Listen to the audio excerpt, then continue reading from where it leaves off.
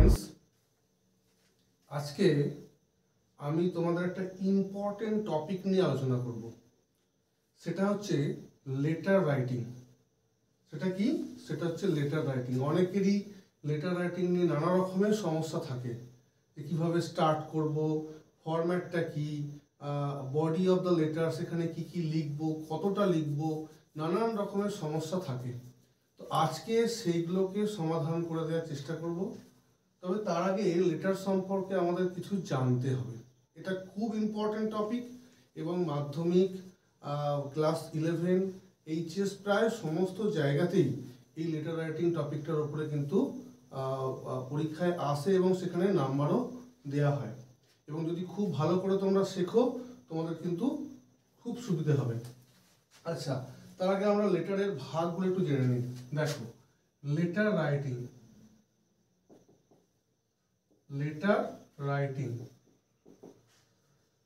Letter রাইটিংকে এমনিতে দুটো ভাগে ভাগ করা হয়। একটা হচ্ছে অফিসিয়াল লেটার, আর একটা হচ্ছে পার্সোনাল লেটার।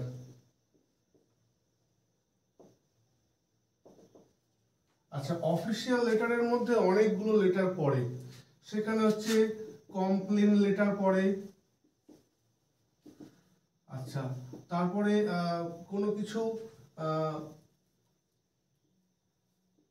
গভর্নিং বডিকে, অর্থাৎ বা কোনো কিছু গুরুত্বপূর্ণ ব্যক্তিকে লেখা, সেক্ষেত্রে এক কথায় ডেজিগনেশন বা পদকে লেখা হয়, পদকে অথবা চেয়ারকে। আচ্ছা, এছাড়াও বিজনেস লেটার,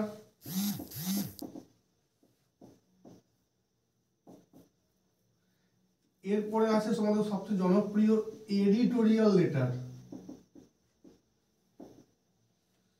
এইগুলো সব অফিসিয়াল লেটারের মধ্যে পড়ে। আর পার্সোনাল লেটার, ব্যক্তিগত চিঠি, এইগুলো কোনো ব্যক্তির নামে লেখা হয়। ঠিক আছে? যেমন letter to father, letter to mother or friend, etcetera. তো আজকে আমরা অফিসিয়াল লেটার সম্পর্কে আলোচনা করব এবং অফিসিয়াল লেটারের ফরম্যাটটা কি সেটা আমরা ভালো করে দেখার চেষ্টা করব। তার আগে একটা জিনিস ক্লিয়ার করে নেওয়া ভালো, সেটা হচ্ছে অফিসিয়াল লেটারটা কোনো গুরুত্বপূর্ণ চেয়ার বা পদকে লেখা হয়, সেটা কোনো পার্সনকে লেখা হয় না। কিন্তু পার্সোনাল লেটার কোনো পার্সনকে লেখা হয়। এই জিনিসটা ক্লিয়ার করে নিতে হবে। আচ্ছা, এরপরে দেখো, এরপরে হচ্ছে আমরা যেটা বলছিলাম সেটা হচ্ছে আমরা টোটাল ফরম্যাটটা খুব ভালো করে দেখে নেব। 8টা ফরম্যাট আছে। 8টা ফরম্যাট আমাদের খুব ভালো করে দেখতে হবে। তোমরা দেখে নাও 8টা ফরম্যাট কি, তাহলে তোমাদের অসুবিধার হবে না। দেখো, সবার প্রথমে যদি এটাকে একটা পেজ ধরা যায়, তাহলে পেজের এই দিকে, অর্থাৎ বাঁ দিকে ওপরে টু দা এডিটর বা হেডমাস্টার এখানে লিখতে পারো। এবার যদি এডিটরকে লেখো, তাহলে এখানে অবশ্যই খবরের কাগজের নামটা বা বিখ্যাত যে খবরের কাগজের এডিটর সেটা লিখে দিতে হবে। দা টেলিগ্রাফ যদি হয়। আচ্ছা, তারপরে ঠিকানাটা দিয়ে দিও। একটা ঠিকানা কেউ দেখতে যাবে না, মোটামুটি দিয়ে দিলেই হবে। শহরের ঠিকানা দিও।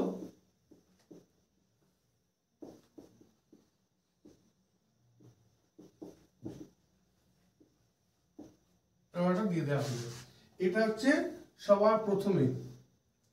তারপরে 2 নম্বরে হচ্ছে সাবজেক্ট।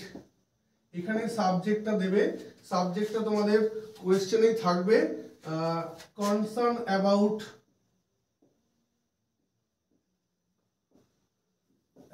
দিয়ে সাবজেক্টটা দিয়ে দেবে। এডিটোরিয়াল লেটারের ক্ষেত্রে এটা বেশি প্রযোজ্য হবে। এরপর একটা স্যালুটেশন দেবে 3 নম্বর, সেটা এখানে স্যার দিতে পারো অবশ্যই। তারপর একটা কমা দেবে। যদি অথেন্টিক জানো, যদি এখানে যাকে তুমি লিখছো সে ম্যাডাম, তাহলে ম্যাডাম দিতে পারো, তবে স্যার দেওয়াটাই শ্রেয়। এরপরে হচ্ছে বডি অফ দ্য লেটার। এখানে চিঠিটার বডিটা তোমাকে সুন্দর করে লিখতে হবে এবং বডি পার্টটায় তিনটে জিনিস মাথায় রাখবে, একটা ইন্ট্রোডাকশন পার্ট, একটা মিডল পার্ট এবং একটা হচ্ছে এন্ডিং বা কনক্লুশন পার্ট। এই সুন্দর করে বডি অফ দ্য লেটারটা তোমার দিতে হবে। এরপরে ডান দিকে এরকম নিচের দিকে ইয়োর্স ফেথফুলি,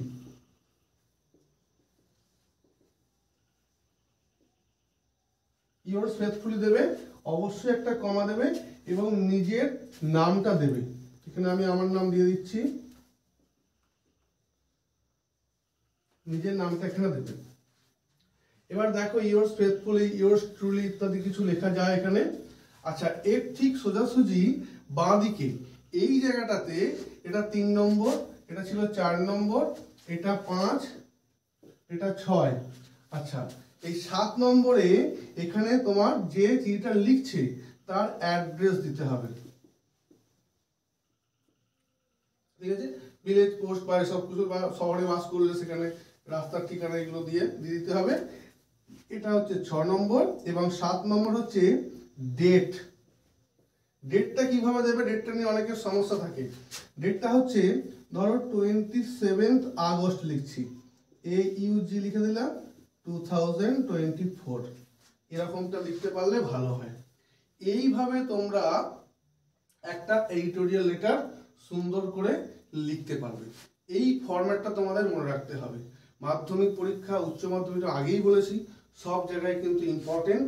এরপরে আমি একটা এডিটোরিয়াল লেটার তোমাদের এখানে কোয়েশ্চেন ও আনসার সহ করিয়ে দেখিয়ে দেব কিভাবে অফিসিয়াল লেটার তথা এডিটোরিয়াল লেটার সুন্দর করে লিখতে হয় এবং খুব সহজেই কিভাবে তোমরা নাম্বার পেতে পারবে।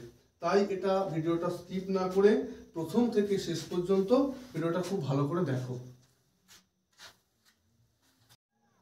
ডিয়ার স্টুডেন্টস, তাহলে তোমাদের আমি যেটা বলছিলাম, অর্থাৎ একটা এডিটোরিয়াল লেটার সেটা পুরো সলভ করে তোমাদের দেখিয়ে দেবো ঠিক কীভাবে এডিটোরিয়াল লেটার খুব সহজে লিখতে হয় এবং খুব দারুণ স্কোর করা যায়। দেখো, আমি একটা কোয়েশ্চেন নিয়ে নিয়েছি, সেটা হচ্ছে write a letter to the editor of an English daily. একটা ইংরেজি খবরের কাগজের এডিটরকে চিঠি লেখো about bad condition of hospital in your area.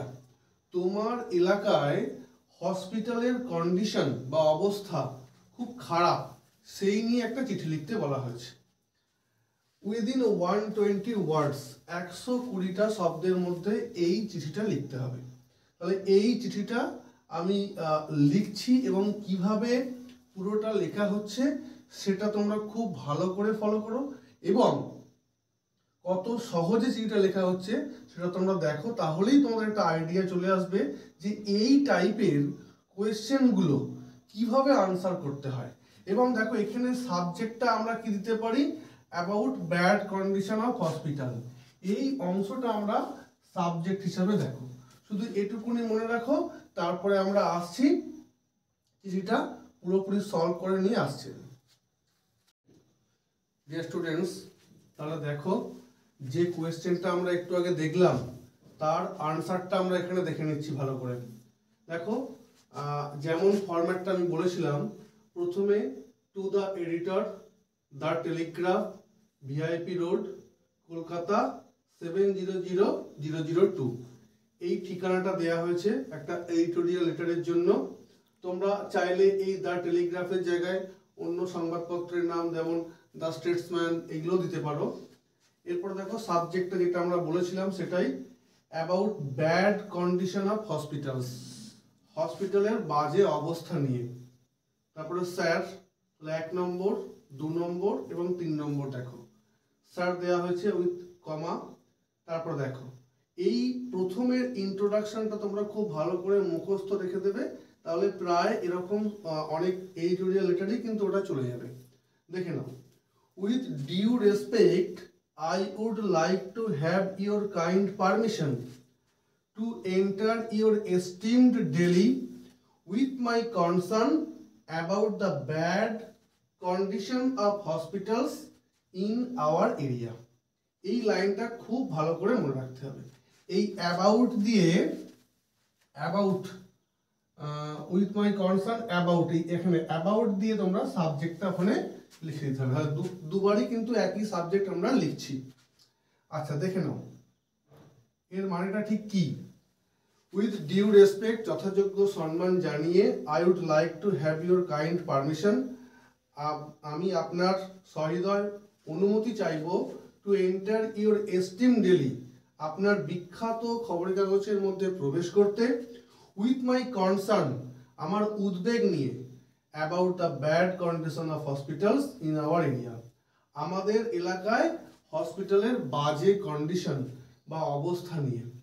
I am here just voicing the public opinion, আমি এখানে জনগণের মতামতটাই খালি প্রকাশ করছি এখানে। তাহলে এটা ছিল প্রথম প্যারাগ্রাফ। এটা করার পরে মেন বডি, তার জন্য একটা প্যারাগ্রাফ চেঞ্জ করতে পারো। দেখো এখানে প্যারাগ্রাফ চেঞ্জ হয়েছে, নতুন একটা প্যারাগ্রাফ দেখো। এবার হসপিটালের কন্ডিশন এক্স্যাক্টলি কেমন আছে সেই নিয়ে কিছু লিখতে হবে। দেখে নাও, there is only one primary health center in our area, AREA, তাহলে আমাদের এলাকায় শুধুমাত্র একটা প্রাইমারি হেলথ সেন্টার আছে বা প্রাথমিক চিকিৎসা কেন্দ্র আছে, but it is not up to the mark, কিন্তু এটা সঠিকভাবে নেই বা সঠিক কন্ডিশনে নেই। Infrastructure of this hospital is very poor, এই হসপিটালের ইনফ্রাস্ট্রাকচার বা পরিকাঠামো খুবই তলানিতে, খুবই খারাপ। ডক্টরস আর নট রেগুলার, ডাক্তাররা নিয়মিত আসেন না। Even nurses misbehave with the patients, এমনকি নার্সরা পর্যন্ত রুগীদের সঙ্গে কুৎসিত বা বাজে ব্যবহার করেন। Emergency cases are not treated here, emergency case বা জরুরি যে সমস্ত বিষয়গুলো হয়ে যায় সেইগুলো এখানে চিকিৎসা করা হয় না। There is no oxygen supply, এখানে কোনো অক্সিজেন সাপ্লাই নেই। Regular cleaning is not done here, sweeper হয়তো আছে কিন্তু রেগুলার ক্লিনিং এখানে করার হয় না, যেটা হসপিটাল চত্বরে রেগুলার ক্লিনিং করাটা বাধ্যতামূলক কিন্তু এখানে করা হয় না। হাইজেনিক ব্যাপারটা বাধ্যতামূলক কিন্তু এখানে করা হয় না। The number of beds is limited, যে সংখ্যক পেশেন্টদের জন্য বেড আছে সেটা লিমিটেড, খুবই সংক্ষিপ্ত বা অল্প পরিমাণ। Many patients have to lie down on the floor, এ কারণে অনেক রোগীকেই মেঝেতেই পড়ে থাকতে হয়। Cats and dogs roam here and there, বিড়াল ও কুকুর এদিক ওদিক ঘুরে বেড়ায় হসপিটাল চত্বরের মধ্যে। তাহলে এই হচ্ছে হসপিটালের ব্যাড কন্ডিশন। তোমরা খুব সহজে সুন্দর করে লিখে দিতে পারো, এখানে ছোট ছোট বাক্যের মাধ্যমে লেখা হয়েছে। এই জায়গাটা মোস্টলি ইম্পর্টেন্ট, খুব সুন্দর করে লিখতে হয়। এরপরে দেখো কনক্লুডিং পার্ট, অর্থাৎ কনক্লুশন আমরা নিয়ে আসবো, সেখানটাতে কিরকম করে লিখতে হয় এটাও তোমরা মুখস্থ করে রেখে দিতে পারো। অনেকগুলো লেটারে কিন্তু, বিশেষ করে এইটোরিয়াল লেটারে ওই একই জিনিস তোমরা কিন্তু লিখতে পারো।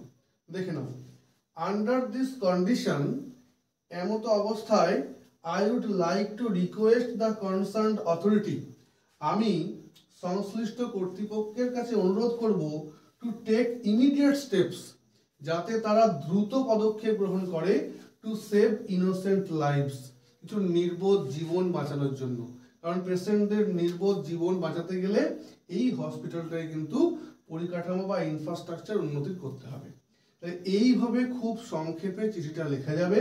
তারপরে দেখো থ্যাঙ্কিং ইউ, ধন্যবাদ জানিয়ে এটা লিখতে হয়, তেমন কোনো মানে থাকে না। ইয়োর্স ফেথফুলি সুব্রত দে, আমার নিজের নাম লেখা হয়েছে। ইয়োর্স ফেথফুলি, এটা লেখার পরে নিজের সিগনেচার, এবং তারপরে দেখো এখানে আমার ঠিকানা দেওয়া হয়েছে, অ্যাড্রেস ব্রতদে village post Balpai, district Hooghly, pin number 712-416, এবং তারপরে দেখো ডেট দেওয়া হয়েছে 9 Feb 2025, অর্থাৎ আজকের প্রেজেন্ট ডে। তাহলে এভাবে তোমরা চিঠিটা দেখে নাও এবং কিভাবে লিখতে হয় তোমরা একটা ধারণা পাবে। তবে হ্যাঁ, চিঠি মুখস্থ করতে যেও না, এরকম কিছু চিঠি নিজে বাড়িতে লেখার প্র্যাকটিস করো এবং দরকার হলে তোমার প্রাইভেট টিউটরদের দিয়ে তুমি সেগুলো কারেকশন করিয়ে নিও। তাহলে কিন্তু তোমরা আশা করছি চিঠি লেখায় পারদর্শী হয়ে উঠবে। এবং অবশ্যই প্র্যাকটিস মেক্স এ পারফেকশন, ঠিক আছে? Practice makes a man perfect আর প্র্যাকটিস ব্রিংস পারফেকশন। সেই কারণে প্র্যাকটিস কিন্তু দরকার।